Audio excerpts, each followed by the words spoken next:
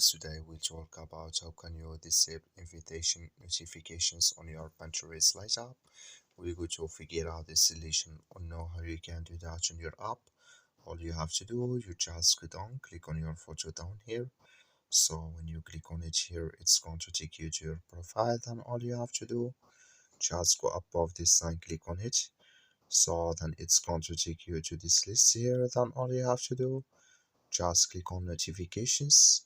So then it's going to take you to this list here. Then all you have to do, just click on bypass notifications here.